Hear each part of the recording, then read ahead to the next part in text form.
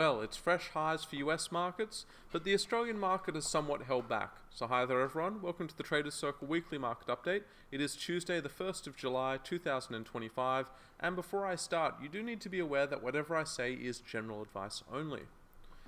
I guess the biggest topic of discussion, at least for markets in the short term, is the quote, big beautiful bill, unquote. It's Trump's big budget package. It's got a whole bunch of stuff in it. There's an awful lot of really worrying stuff. I'm going to skip over a lot of it, but some of the worst stuff is probably going to strip healthcare from around 15 million Americans, maybe a little bit more. It will lead to the deaths of tens of thousands of those people. And then it's going to give tax cuts to the wealthiest Americans. Really, it is pretty atrocious. I do think it's probably a sign of the decline of the American empire. Probably won't be too far off by my judgment. The market originally didn't like this bill, and I think one of the big reasons why is because of those tax cuts, which are rapidly going to increase the US government deficit. It's starting to get to the point where they can't pay the money back. It's going to start spiraling out of control, and the latest editions of this bill are only going to increase it further. Now, originally the market didn't like that, because obviously that means that it could be a US government debt crisis. I think the market is now starting to like it because, it's basically meaning that the US dollar is weakening and that fiat currency in general is weakening. And that essentially, share prices are rising not because shares are becoming more valuable, but because the dollars that they're quoted in are becoming less valuable. And so I think that's why we've seen the positive response necessarily, not because, share prices have gone up, but because money has gone down. So I do think, in the short term, it does seem like the market is appreciating it. And as it gets closer to passing, it seems like the market's a little bit happier about it. It is an absolute tragedy of a bill. I think it was a Scottish lawyer who once said, once people can vote themselves money, that will herald the end of democracy. It was actually, the very wealthy oligarchs, basically, who destroyed democracy by voting themselves money, and that is what this bill is. It really is absolutely atrocious. Probably the most unpopular bill ever to get passed in American history. Moving on from that, we've also got a discussion about US interest rates to be had. The US Federal Reserve has been pretty adamant that they're not going to cut interest rates anytime soon. They said they want to wait for more data. They want to basically see what the effects of the tariffs are to see if they increase prices. And indeed, we saw US inflation come in stronger than expected on Friday. And that was the PCE data. Regardless, the US financial markets are pricing in a rate cut in September. More likely than not, they're pricing it in. And so any sort of change to that, I think, could lead to a pretty volatile response from the market. The first possible event there is we're going to see Fed Chair Jerome Powell speak on Wednesday night, tomorrow night Australian time. And if he is as sort of,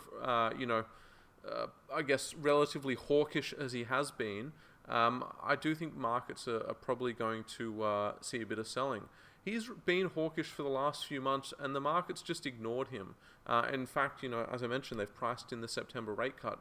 They can only price that September rate cut in for so long until we start to see some of those investors shift their positions. And when they do, I suspect it will have an effect on the equity market, on the share market. So Wednesday night, that could be one of those events. We'll have to wait and see what he says. Keep in mind, it does come after the stronger than expected US inflation reading on Friday. What about our own interest rates? Well, we're going to see the RBA meet next Tuesday. They're going to meet on Monday and Tuesday, but we'll hear from them on Tuesday. 2:30 p.m., they're going to decide whether or not to cut rates again. Again, the market is pricing in a reasonable likelihood of a rate cut at that event. That comes after some pretty weak jobs data. Last month, only 8,000 full-time jobs were created, well below the replacement rate, essentially. We also saw some pretty weak inflation data for the last monthly inflation indicator. However, I'm not as convinced as the market is that we're going to see a rate cut this time around. And there's a couple of reasons for that. The first is we've seen energy prices spike a bit with the conflict in the Middle East. That's led to a short-term increase in energy prices. It could show up in other consumer prices. The RBA might want to wait that one out. And secondly, we're seeing an end to the federal government energy subsidies around Australia, the electricity subsidies. And as that's ending, prices are going back up for electricity, and also a lot of electricity providers are taking the opportunity to lift their prices as well, sort of sneak it in, with a bit of a sort of smoke screen covering it. I think a lot of people have seen their electricity prices rise even beyond the subsidies. So those two things are expected to push inflation up in the near term. And like I said, the RBA might decide to wait those things out, see if there is a longer term increase in inflation or not, basically. Regardless, it's clear the Australian economy is slowing. It's just whether or not prices are going to slow with it. I think the RBA will favour the prices in the short term, but if the economy slows enough, they might be forced to cut regardless. And, regardless of whether or not they cut this month, there will be multiple interest rate cuts later on this year. The RBA has basically signalled as much, unless there is a dramatic change in the inflationary trends and economic trends.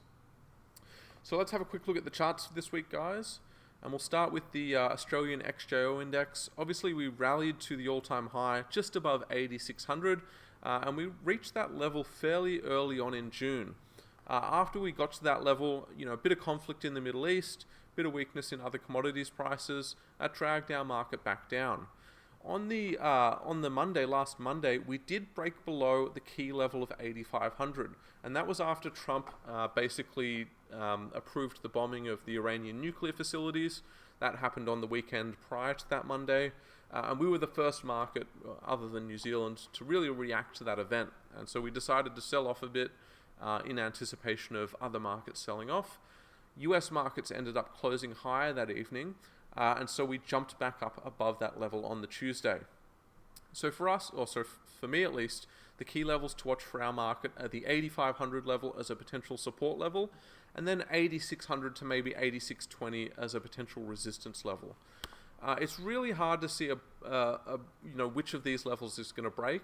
Our market is not worth 8,600 points. It's extremely overpriced by just about any metric up here. But you could have said that about 8,400, 8,500, 8,300, and those levels all broke. So if we do see further strength in US markets, if we see a further increase in government deficits around the world, further deficit spending, further interest rate cuts, that probably will push our market through 8,600. And as we've seen with the last few highs, then we'd be on to the next 100-point mark, 8,700. Big risk for our market there would be the reporting season, because Australian company earnings aren't expected to be any higher than they have been for the past 3 years, despite the significantly higher share prices. To the downside, 8,500, I think we'll only break that level if we see US market selling.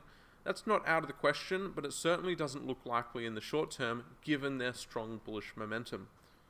And this is the chart of the US S&P 500 index. On Friday, they reached their all-time high resistance level, on Thursday, I believe it was. And then they've just eclipsed that level on Friday, and they pushed further through it overnight. So 6150 was their all-time high. Overnight, they got to 6200, their new all-time high. And the momentum looks to be to the upside. As I mentioned, it seems like the market's changed its tune on the big, beautiful bill, now seemingly supporting it, or at the very least, would rather hold hard assets than US dollars or US government debt. So with the break of that level, they look continued bullish. I don't think we're going to see the same pace of gains. In fact, they might come back to test that previous resistance as support. Wouldn't be too surprised to see that. If they break below 6150, that's where we might see a move back towards the 6,000 level. Regardless, though, the momentum remains to the upside for US markets, and until something, some sort of news comes out, some sort of event happens that triggers selling, we have to assume they're going to keep grinding higher. So I will wrap it up there for this week, guys. Hopefully you guys enjoyed. If you did, click like, click subscribe, and we'll see you guys next time.